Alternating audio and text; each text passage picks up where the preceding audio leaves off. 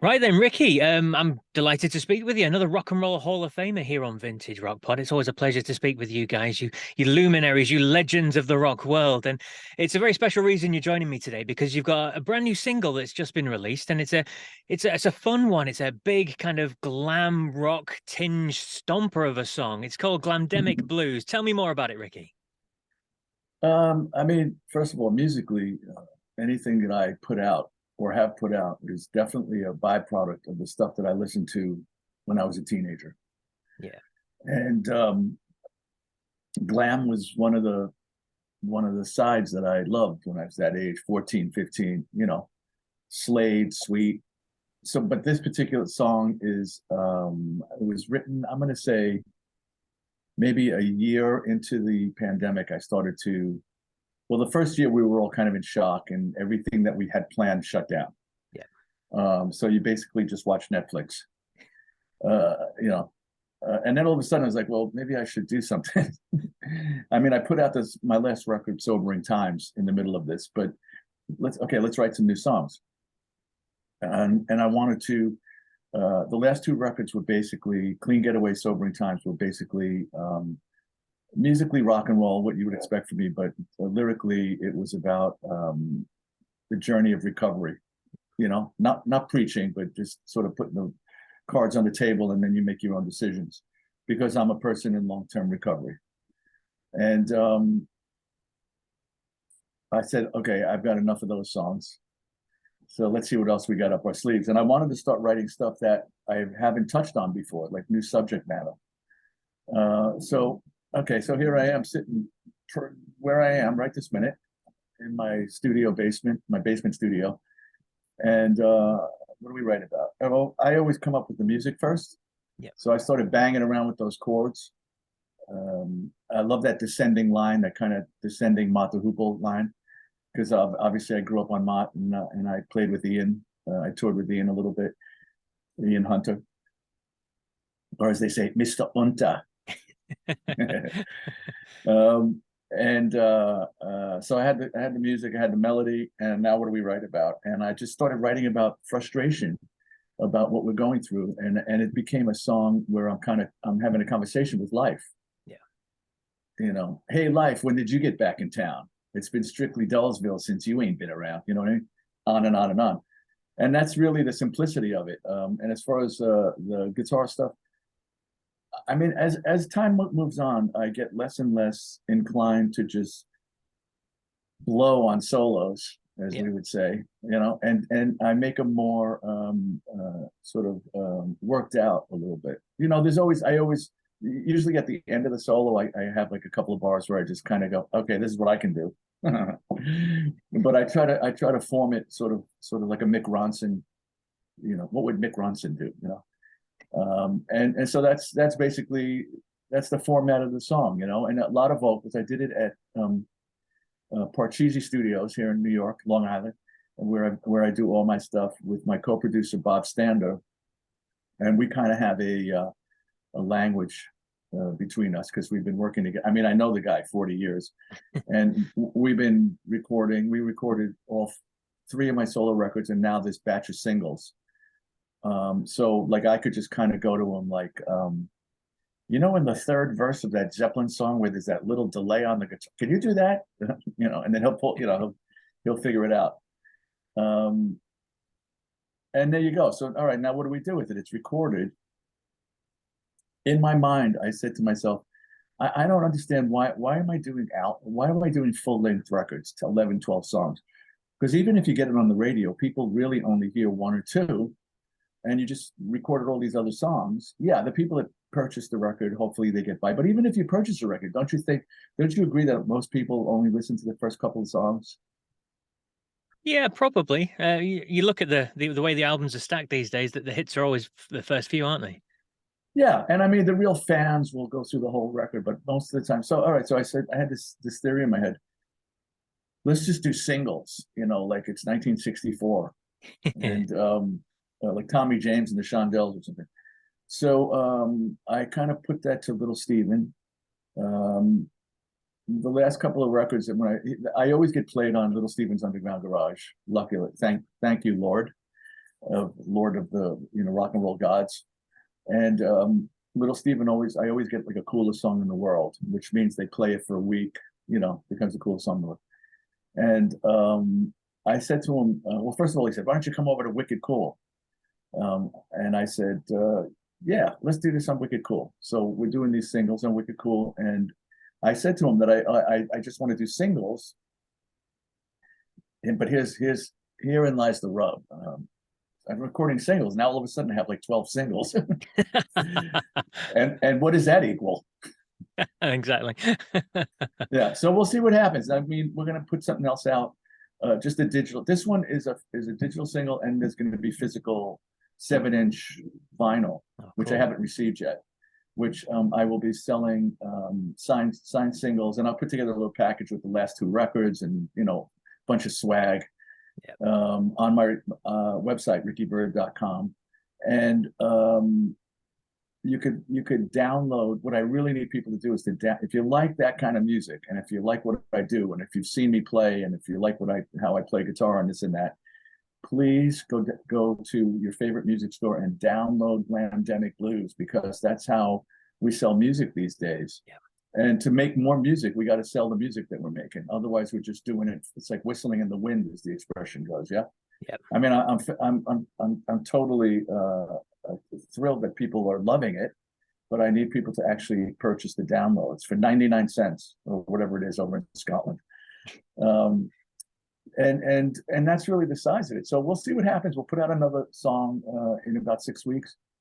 If we put 2 or 3 singles out, then I'll have a conversation with Wicked Cool Records and say, hey, you know what? Should we do a whole record?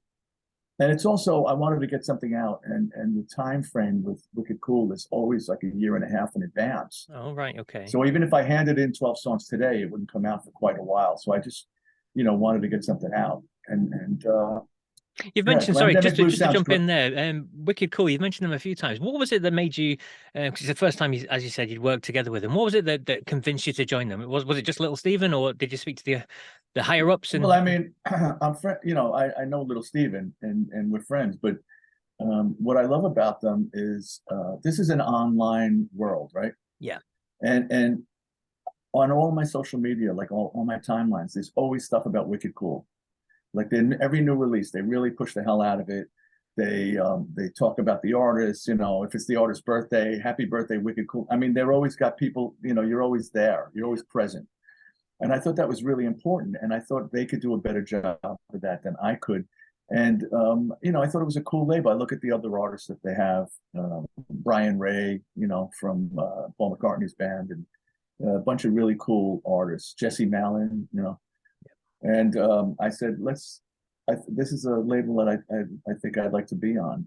It's a different world, right? It's a different music business. As far as touring, I don't know, man. I don't have a band, I go in, I play guitar and vocals, obviously, and all the vocals on there are mine. Yep. I stack all the vocals up, and we do that old sort of Mott the Hoople trick, where you slow the tape down and then you sing and then you speed it up so it sounds like higher vocals. Like David Bowie used to do stuff like that. So I did a bunch of that stuff so it sounds like there's other people singing with me, but it's quicker, it's faster to do. And I guess nobody sings as well with me as me, right? Yeah. And bass player is Bob Stanner, always plays bass on everything. He's a great co-producer and a great guitar player. So he plays bass. Jeff Kazee plays keyboards on everything. Jeff plays with Southside Johnny, and he has great jukes. In fact, I played Scotland with Southside Johnny many years ago. And Steve Holley plays who played with Wings and plays with Ian Hunter. He plays drums on 90% of the stuff I do. I did record something with Tommy Price, one of the singles. Tommy played with me with Joan in the second bunch of Blackheart years that I was part of. Yeah. And I had Liberty DeVito, if he's around, he'll play something, so, but Steve Holley plays mostly on 95% of my stuff. Cool stuff. And just a quick question about the B-side on the single as well. I mean, Ah, I yeah. spoke with Glenn Matlock recently, former Sex Pistol, and he had a KD Lang cover on his album. I always love fun covers and different things that you don't expect. And you've got Reach Out, I'll Be There on there as the B-side. Why that song? And what appealed to you to record that one? Well, obviously, look, when we started this conversation, I said I'm a product of everything I listened Yeah, to as a teenager, and radio in New York was amazing when I was a kid. It was AM, right, as opposed to FM radio. yeah. So, in other words, before they started playing album sides, it was just the top 40. And what was great in New York is it would go from the Four Tops to the Stones to Trini Lopez to Elvis to Frank Sinatra. So I got a really wide range of music to grow up on. So of course I love soul music: Sam Cooke, Four Tops, Temptations, Al Green, on and on. And that song. So when I handed in Glamdemic Blues, Dennis Mortensen, the program director, program producer at Wicked Cool and Underground Garage, he said to me, "We need a B-side," and he said, "Why don't you? Do you have any covers?" I had Reach Out, I'll Be There for the Sobering Times record, and I ran out of room, so I didn't put it on there. And I did that song because for the two recovery records, I said, let me get a cover song that aims at the journey of recovery somehow. For the Clean Getaway record, I heard Kicks, Paul Revere and the Raider, Kicks. And I said, well, that's like a anti-drug song, right? Let me do that. So that's on Clean Getaway. For the Sobering Times record, I swear as I'm sitting here, I'm sitting in my car and I'm going, what can I use? What cover can I use for Sobering Time? And out of nowhere on Underground Garage, it was like, I went, that one. And so I recorded, I did my version of it. I wanted the guitars to I'm always doing a nod to my favorite people, and that's obviously a nod to the late great Jeff Beck, that intro. And that's why I did the song. Now that song I had Jeff Kazee sang backgrounds, and Christine Ullman, who's known as the Beehive Queen. You could Google her.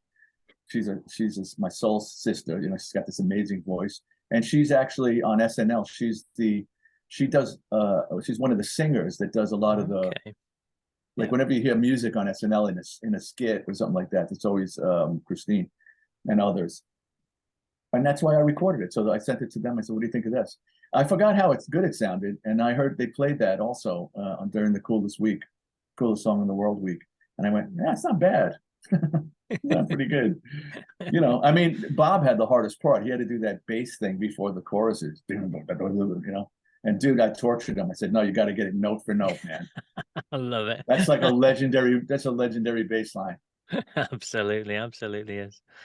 Fantastic stuff. And like you said, you can get all the information on the singles and future releases as well at rickybyrd.com, and follow you on social media as well. Check out your Facebooks and things, because you're always very entertaining on there. Oh, good. I'm glad you said that. Yeah, I mean, people like to see pictures of this. I go through my stuff and I find pictures of me playing with this one and playing with that one. I've had a really great, blessed career so far, because not only did I get to play, 10 years with Joan, and of course that giant stadium stuff and all that cool stuff, and clubs and theaters, and the Rock Hall, of course. But I got to tour with Ian, and I got to do a record with Roger Daltrey, and did a radio tour with Roger. Did some of it at Abbey Road, so I got pictures from that. And then I got into this. Lucky enough for me, I get called a lot to do these benefits, charity shows, all around the country. In fact, I'm leaving. I have one this weekend. I'm going to drive to Maryland, and it's Rock and Roll for Children. It's a cancer charity for kids, and I'm always part of the house band, right? So I get to, not only do I get to play with like Jeff Carlisi from 38 Special and Liberty DeVito on drums and Will Lee on bass sometimes, but we back all these. It's 3 songs from Mavis Staples, 3 songs from Smokey Robinson, a couple of songs from Brian Wilson, all these gigs over the years. So I have pictures of me, playing guitar for all these wonderful artists that I grew up listening to when I was that kid in the Bronx. Amazing. So I like to post those. People seem to like that stuff. And then I have a separate recovery troubadour page on Facebook.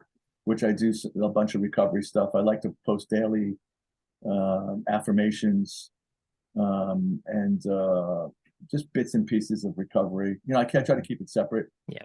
And then I have my Twitter page. I need more people. You know, I don't know how. I know people buy people.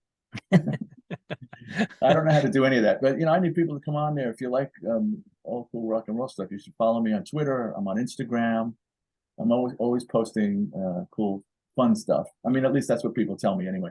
Yeah, absolutely. 100%, 100%. Well, like I said, definitely make sure you purchase the new singles and look out for the future music that's coming, because by the sounds of it, there's lots of it to come, which is very exciting news indeed. Now, Ricky, you've